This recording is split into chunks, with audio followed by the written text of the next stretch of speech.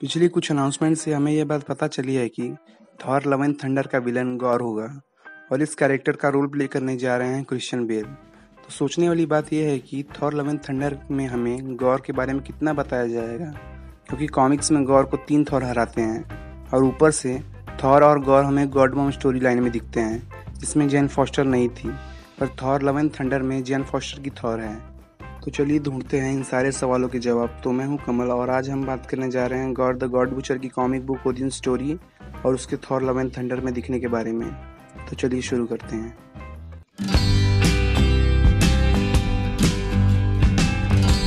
तो gore Thor love and thunder में किस तरह दिखेगा, ये जानने के लिए सबसे पहले उसके ओरिजिन स्टोरी के बारे में बात करते हैं।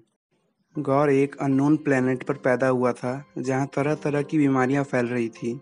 इस प्लेनेट पर एक छोटा सा कबीला भी रहता था जो कि बहुत धार्मिक था और गौर को भी यही बात सिखाई गई थी कि उसे भगवान पर भरोसा रखना चाहिए, पर उसकी कोई भी प्रार्थना कभी भी सुनी नहीं गई। बहुत कम उम्र में ही उसके माता पिता चल बसे, उसके सभी बच्चे भूख प्यास से मरते चले गए, उसकी वाइफ एक अर्थक्वेक में मारी गई और आखिर में उसके बेटे अगर ने भी उसकी गोद में ही दम तोड़ दिया।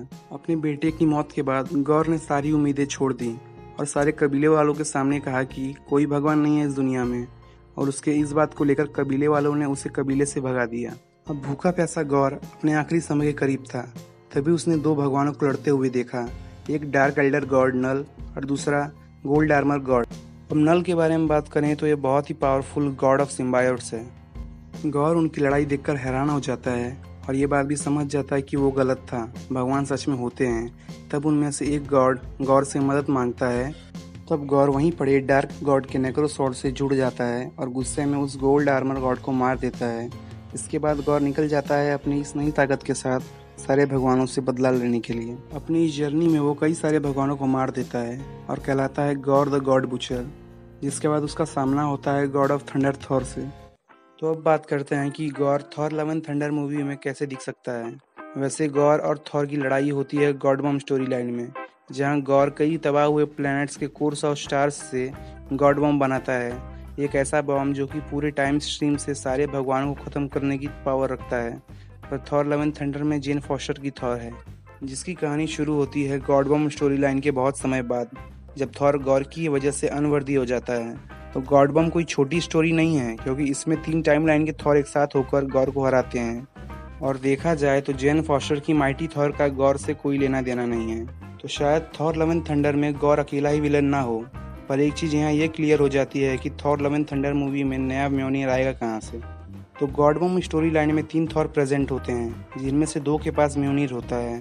तो हो सकता है यहाँ से एक म्योनिर आए जेन फॉस्टर के पास, लेकिन ऐसा हो सकता है कि जेन फॉस्टर की द माइटी थॉर बनने वाली स्टोरी को बस बैकग्राउंड में रखकर गॉड बॉम्ब स्टोरी लाइन को मेन प्लॉट में बनाया जा सकता है।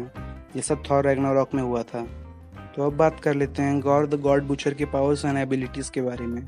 गौर के पास नल गॉड से ली हुई पावर्स हैं, जिनको वो कॉमिक्स में ऐसे यूज़ कर चुका है कि एक पॉइंट पर वो नल से भी ज़्यादा पावरफुल साबित हो चुका है। पर इसके अलावा गौर के पास एक ऑल ब्लैक नेक्रो स्वॉर्ड है और एक बड़ी सी आर्मी है डार्क मिनियंस की। तो अब देखने वाली बात यह होगी कि Christian Bale gore the God butcher का रोल किस तरह प्ले करते हैं, और मुझे ऐसा लगता है कि गौर को MCU में इंट्रोड्यूस करना क्रिश्चियन बेल के साथ बहुत ही इम्पैक्टफुल हो सकता है, क्योंकि गौर एक ऐसा विलन है जिससे ऑडियंस बहुत ही ज़्यादा कनेक्ट कर पाएगी।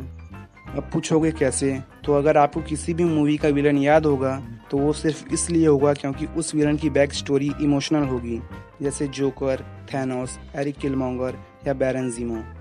यही सेम चीज़ यहाँ भी है, क्योंकि गौर की स्टोरी बहुत ही ज़्यादा इमोशनल है, जिससे ये विलन दूसरे विलन से ज़्यादा इम्पैक्टफुल हो सकता है। पर क्रिश्चियन बेल एक CGI कैरेक्टर किस तरह प्ले करते हैं, ये देखने वाली बात होगी। अब इस वीडियो में बस इतना ही। अगर ये वीडियो आपको अच्छी लगी हो तो इसे लाइक और शेयर कर दीजिए, और इसी तरह के वीडियो और सुपर कंटेंट के लिए इस चैनल को सब्सक्राइब भी कर दीजिए और देखते रहिए the super world, and I will be back.